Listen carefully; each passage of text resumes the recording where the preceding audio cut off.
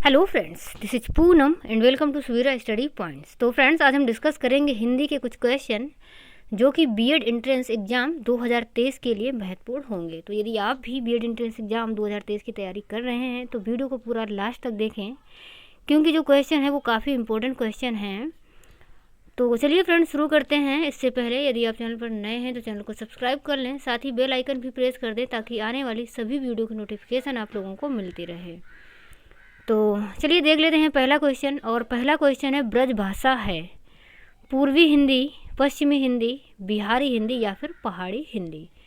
तो आप लोग इसका आंसर बताइए कि जो ब्रज भाषा है वो कौन सी हिंदी होती है। तो जो ब्रज भाषा है वो होती है पश्चिमी हिंदी, यानी कि ऑप्शन हमारा सेकेंड नंबर सही हो जाएगा।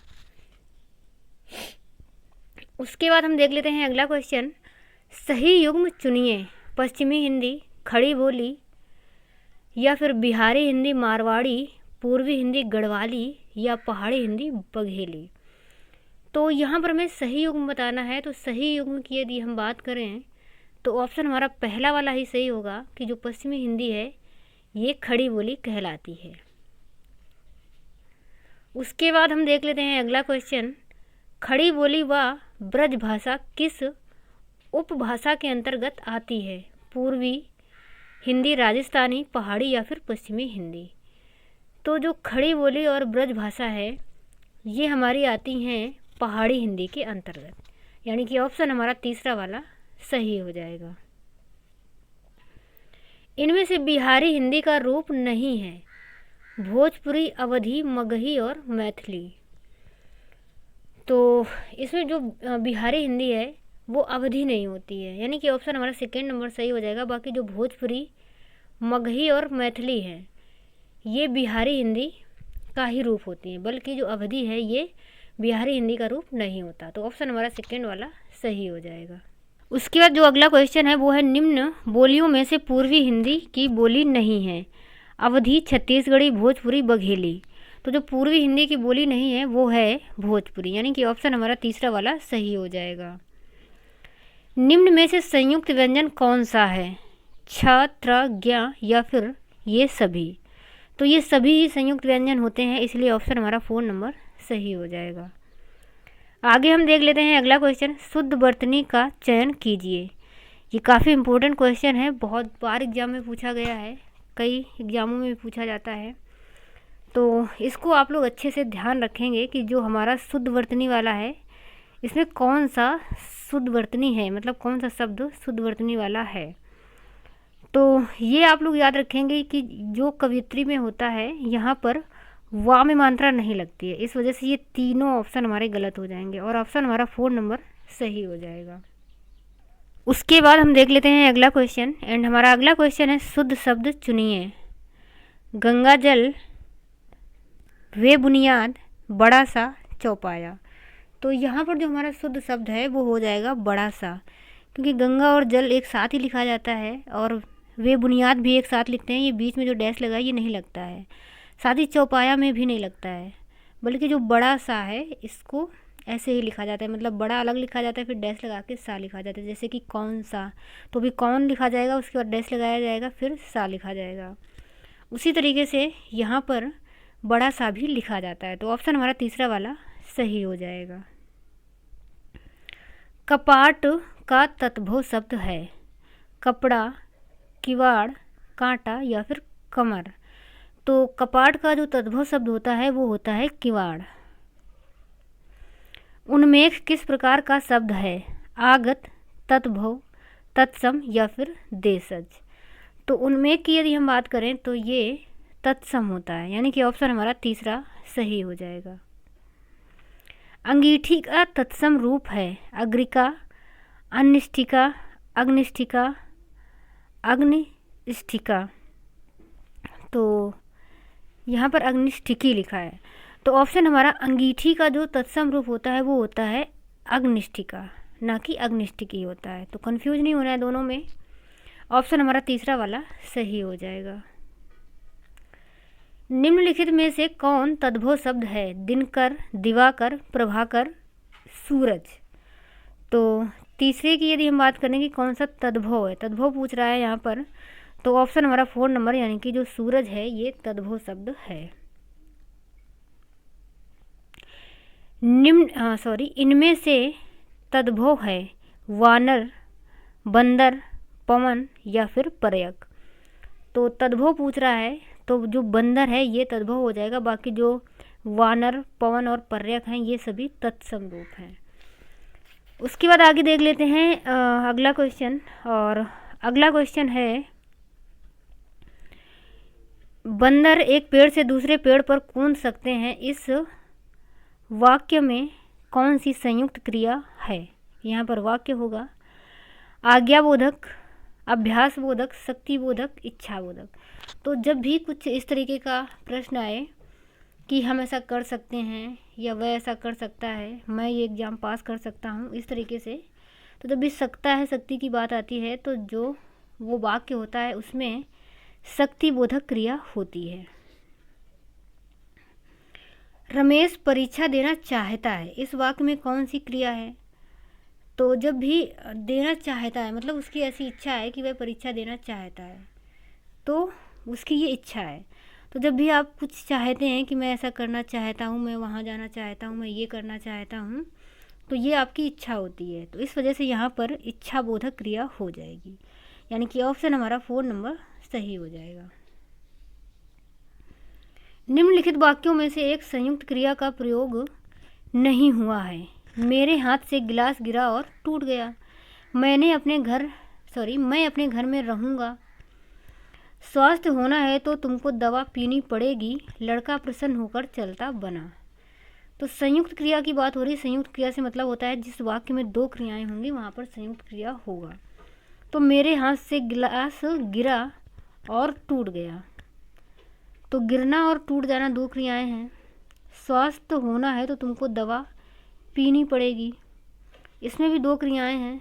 स्वस्थ होना है तो दवा पीनी पड़ेगी, 2 क्रियाएं हैं, यहाँ पर एक, यहाँ पर। लड़का प्रसन्न होकर चलता बना, तो चला मतलब प्रसन्न हुआ, प्रसन्न होना एक क्रिया है और चलता बना दूसरी क्रिया है। तो यहाँ पर भी 2 क्रियाएं हैं। इस वजह से यहाँ पर पूछ रहा है कि संयुक्त क्रिया का प्रयोग नहीं हुआ है, तो इसमें नहीं हुआ। मैं अपने घर में हूँ, ऑप्शन हमारा 2 नंबर सही हो जाएगा। क्रिया परक व्याकरणिक कोटि चिन्हित कीजिए। कारक, लिंग, वचन, पक्ष। तो इसमें कौन सा ऑप्शन हो जाएगा सही? तो जो क्रिया परक व्याकरण कोटि होती है उसके लिए ऑप्शन हमारा पहला वाला यानी कि कारक सही हो जाएगा। यौगिक क्रिया की पहचान कीजिए। गाना, खाना वाना, चल देना, पीना, वीना। तो गाना यौगिक से मतलब होता है जिसमें 2 क्रियाएं हों साथ में, उसे यौगिक कहते हैं। तो ये वाला इसमें तो सिंगल क्रिया दिख रही है। साथ ही खाना और वाना, तो खाना यहाँ पर ये सार्थक और निरर्थक है, और ये भी सार्थक और निरर्थक है, दोनों क्रियाएं नहीं हैं।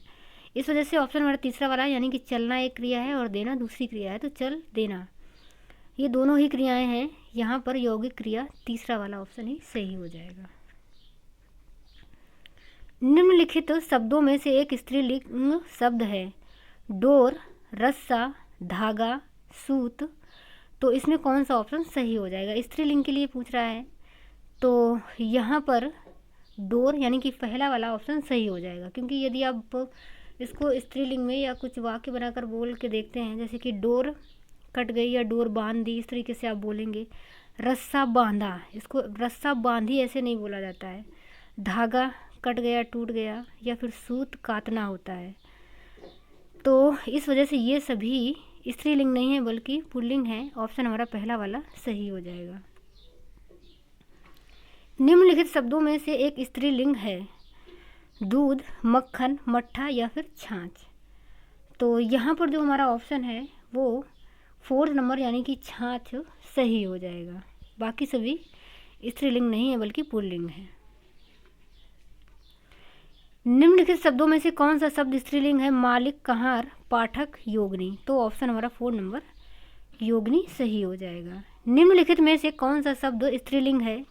देश, नगर, द्वीप, झील। तो स्त्रीलिंग कौन सा है? झील है। निम्न में से स्त्रीलिंग शब्द कौन सा है? दुख, गरिमा, लेख, स्पर्श। तो कौन सा सही हो जाएगा? सेकेंड यानी कि गरिमा। परा उपसर्ग का अर्थ है भीतर, उल्टा, बाहर, आसपास। तो परा उपसर्ग यानी कि आप लोगों को पता होगा, यदि नहीं पता है तो भी, जो जो उपसर्ग होता है वो आगे लगता है किसी भी शब्द के।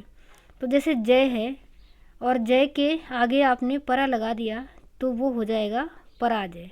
क्या हो जाएगा? पराजय, जो कि जय का अपोजिट वर्ड बनेगा। यानी कि जो परा उपसर्ग का अर्थ होता है वो क्या होता है? उल्टा। वो किसी भी वर्ड शब्द के आगे लग करके उसको उल्टा अर्थ देता है। यानी कि ऑप्शन हमारा सेकेंड नंबर सही हो जाएगा। इनमें से क्या उपसर्ग नहीं है? आ, चिर, प्रति, इका। तो उपसर्ग पूछ रहा है कि कौन सा उपसर्ग नहीं है।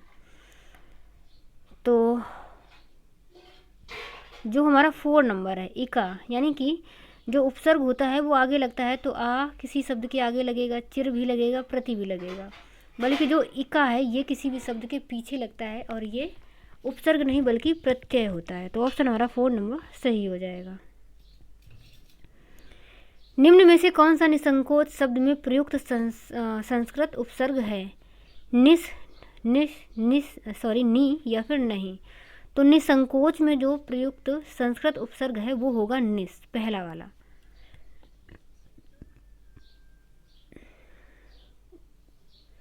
उपसर्ग वह शब्दांश है जो किसी शब्द के बाद जुड़ता है, मध्य में जुड़ता है, आगे जुड़ता है या कहीं भी जुड़ सकता है। तो अभी हमने बताया कि जो उपसर्ग होता है वो किसी शब्द के आगे जुड़ता है, यानी कि स्टार्ट में ही जुड़ता है। तो ऑप्शन हमारा तीसरा वाला सही हो जाएगा। जबकि जो बाद में क्या जुड़ता है? तो बाद में जुड़ता है प्रत्यय। आमरण शब्द के प्रारंभ में लगे आ व्याकरण की दृष्टि से क्या कहते हैं? तो आ को क्या कहेंगे? क्योंकि आ जो है हमारा स्टार्टिंग में लगा है और स्टार्टिंग में लगता है उपसर्ग। सुमित्रा में प्रत्यय होगा आ, इत्रा या फिर त्रा। तो सुमित्रा में कौन सा प्रत्यय होगा? इसमें प्रत्यय हो जाएगा इत्रा, यानी कि ऑप्शन हमारा तीसरा वाला सही हो जाएगा। विचार में एक प्रत्यय लगाने से शब्द बना है। तो विचार में यदि आप एक प्रत्यय लगाएंगे और जो प्रत्यय है वो बाद में ही लगता है तो विचार में एक प्रत्यय लगाने से बन जाएगा हमारा वैचारिक, यानी कि ऑप्शन हमारा 4 नंबर सही हो जाएगा। मिठास शब्द में किस प्रत्यय का प्रयोग है? मीठा, ठास, आस या फिर प्यास। तो मिठास में जो प्रत्यय है वो हो जाएगा आस, यानी कि ऑप्शन हमारा तीसरा वाला सही हो जाएगा। उसके बाद हम देख लेते हैं अगला क्वेश्चन। कहावत शब्द में प्रयुक्त प्रत्यय है हावत, वत, कहे या फिर आवत। तो कहावत में जो प्रत्यय है वो होगा आवत। आंशिक शब्द में प्रत्यय क्या है?